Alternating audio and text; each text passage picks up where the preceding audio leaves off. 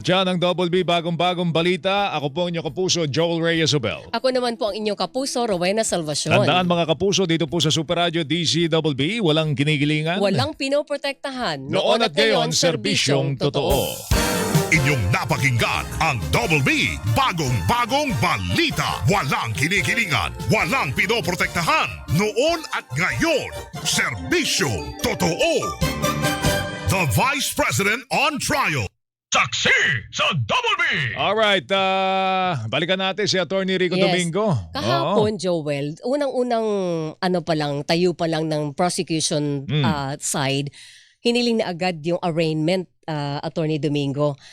Pero sabi ni Senator Chis, no, hindi na kailangan dahil may sagot naman na ang Vice Presidente at well represented siya ng mga abogado. Talagang normal yung gano'n na pag sa impeachment, wala talagang arraignment. Hindi kailangan dumalo ang Vice Presidente, hindi sa babasahan na sakdal. Nasa rules po yun. Yeah. Attorney, Nasa no? rules. Nasa rules yun na hindi kailangan. Hindi Alright. kailangan. Okay. And So, Pero ang speaking- entry, excuse me, Joel, Opo, opo. the entry would be not guilty. matic yun. Automatic Automatic, yun. automatic Yun. Alright, pero yung sinasabi nila na pagka hindi dumalo si Senator Jinggoy at si Senator Marcoleta, matik na ano yun? Acquittal. Acquittal. For acquittal. Tama ho ba yun? Hindi naman. Okay. Kasi pag hindi siya dumating, at that means hindi siya magpe-presenta ng Makakaboto. ebidensya. Oh. No, yung halimbawa si Senator Jinggoy at si Senator Marcoleta and Bato, in case hindi sila talaga dumating, tas botohan na, attorney. Oo. Ang trato sa kanilang, kahit wala silang boto doon, yung kawalan ng vote na yon for acquittal yon. Yep. So hindi na magmamatter pala dito yung kung si Senator Marcoleta, Senator Bato, and Senator Jinggoy Estrada ay kaibigan or kaalyado ng Vice Presidente because in the long run, after ng trial, for acquittal pa rin ang boto nila. Let me check that. I'm not very sure about that. No? Sino nagsabi sa inyo yan? Si Senator Cayetano Si kahapon. Senator Cayetano Okay, nagsabi. let me check that. I stand corrected. No? Mhm. Ang point lang dito, kung hindi dumating sila, therefore they did not participate. Yes. Because ang importante dyan, kailangan sila nandun para makita nila ang deportment, ang Correct. kilos ng mga witnesses, para magkaroon sila ng kusga Yes. na kung anong klaseng kanilang testimonya. Mhm. Yun ang point dyan dito. Okay. No. So, So let me check kung Correct. kung hindi sila dumating, dapat acquittal acquittal. ang kanilang Acquittal, magiging... Okay. Let me just check that. Yung binanggit nyo, attorney, na yung kilos ng mga saksi, na mga testigo, kahapon wala si Vice Presidente doon, hindi ho dumating. At sinasabi ho ng kanyang mga abogado ay meron silang planning session sa Office of the Vice OVP, President. yes. No? Pero gaano kahalaga na magtungo doon, humarap sa impeachment trial niya si Vice President Sara Duterte? Discretion po niya. Okay. Discretion yan. At kasama yan sa strategiya Yes, oo. ng kanyang mga counsel. Mhm. Kung nakita nila sa pamamahayag at pagpapresenta ng mga ebidensya ng prosecution, hindi kailangan, hindi na siya pupunta. Okay. Ngayon, kung let's say at the end of the day at merong puntos na gusto nilang i-address na makakaalam lamang doon ng Vice President, Correct. then probably they will have to present her as well. Mhm. Pero yung kanyang kawalan ng presensya sa impeachment trial, halimbawa po, tumagal ito at hindi siya talaga nagpakita, hindi yun magkakaroon ng epekto sa kanyang defense. Hindi yun makakaapekto sa pananaw ng mga senator judges sa kanyang depensa. Wala. Because ang mangyayari dyan would be more, remember sabi nga ni Joel, these are sui generis. Correct, oo. Dalawang ating pinag-usapan dito. Legal at ang presentasyon ng prosecution, Yes. at whether they can present it as such, then yung perception ng mga taong nakikinig sa kanya. So dalawa yan. So pag hindi dumating siya, ang ebidensya ng prosecution ang iiral. So yun ang i-assess ng senator judges. Hindi, wala siyang present. Correct, oo. So yun ang titingnan nila. So merong since suppletory ang application ng rules of court.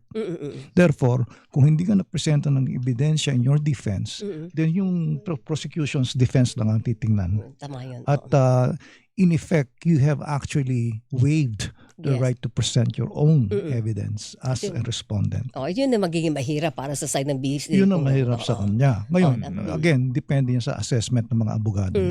Alright, yung issue tungkol doon sa yung ginawa niya nung siya'y vice mayor tsaka mayor dapat hindi daw sinasali dito sa Impeachment trial. impeachment trial na ito. At Ang dapat as an ginagawa, impeachable officer ng bansa, dapat daw since 2022 to the present lang ang dapat i-present ang mga ebidensya. Yes, Joel, but that's a very restrictive interpretation kung Opo. ano. So bigyan natin ng pagkakataon ng Sige nga po. prosecution para pinapakita yung kanyang trend. Yun, oo. Yun ang nakikita ko. I'm not saying that that should be the case, but ang nakikita natin na nakikita nila there is a direction towards pattern. that. May pattern. Yes, oo. So inaano nila yan, ini-establish nila para bang sa 20 nung naging presidente na siya, vice president siya, makikita na meron siyang record along that line. Ito So ba that's- yung parang fruit of the poison tree? Exactly. Di ba? Kung ano yung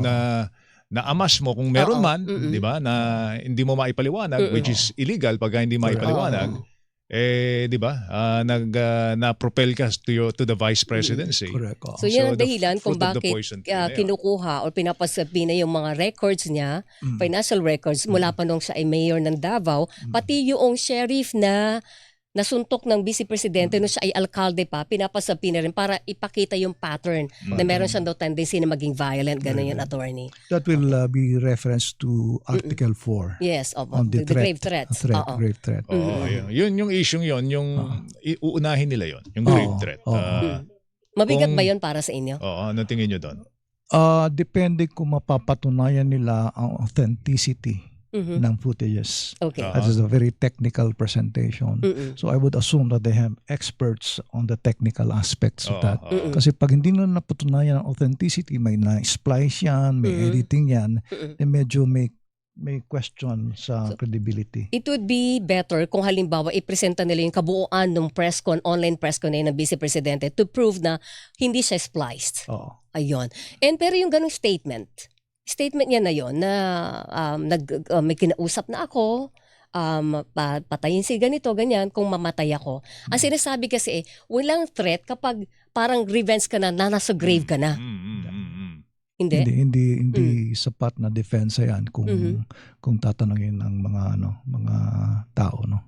So in other words, kung conditional ang sinasabi nila, ba't ka magko-condition? You're the vice president. Hindi ka dapat magte-threat ng ganyan. So that has been completed. The act has already been completed and therefore you cannot deny that. Kaya importante ma-prove ang authenticity ng footages. Kung hindi nila ma-prove ang authenticity, anong prueba? Sino nag-download yan? Sino kumuha yan? Anong saan galing sa server yan? So maraming technical aspects yan. Pag hindi nagawa ng prosecution yan, because as you know, the strength of the prosecution, hindi makakaroon ng verdict ng guilt kung ang sasabihin mo mahina ang depensa. The burden of proving the authenticity is on the prosecution. Correct. Hindi sa weaknesses ng kabila. Okay. Kaya magtatawa lang ang depensa kung hindi nila ma-prueba yan. Yes. Alright. Sige, magbibigay tayo sa ilang mga paalala. Meron pa tayong ilang mga tanong. May last round pa. Kay Attorney Rico Domingo, chairman at lead convener ng Movement Against Disinformation at dating Pangulo ng Philippine Bar Association. Alright, meron dito, may mga tanong dito. God forbid daw kung siyam na senador ang makulong dahil marami sa kanila ang iniimbestigahan dahil sa flood control. Di wala nang mai-impeach dahil siyam Wala na yung 16. Wala na yung 16. Paano nga pala yun, Attorney Rico? Wala tayong magagawa at in fact baka lahat sila mawala So, ibig sabihin by default wala Hindi, na mangyayari conviction. Biro lang yan. Kasi we're supposed to be neutral. Ang sinabi ng presidente, sinabi mahiya kayo after the aftermath of the SONA. Okay, malapit na naman ang SONA. 67 contractors were congressmen. Opo. Yes. Nasaan sila ngayon? Wala pa. Di pa nakukulong. Sabi Dalawa pa lang po ang sabi ni Ombudsman December, di ba? Dapat meron na. Binabantaan ng Nasaan po kaso. ngayon? Anong ginawa ni Marcos? Anong ginawa ni BBM? Tumawa ng ICI. Yes. Ano nangyari sa ICI? Meron akong Nalusang. ginawang article sa Philippine Inquirer. Commission without conviction. Yun nga. Yes.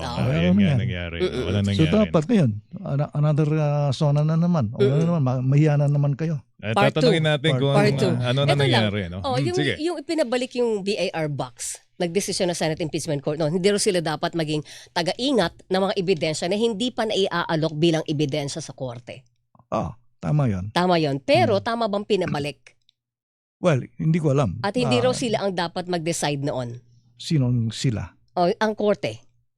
Dapat daw, ang ibang legal minds, only the President of the Philippines ang pwedeng mag-order na buksan ang tax record ng isang individual. Tama ba Under yun, the law. attorney? Under the law, NIRC, yes. Under Oo. the law. Pero pag nasa impeachment court na yan, pwede nang under the jurisdiction na rin ng yan, ng Senate trial.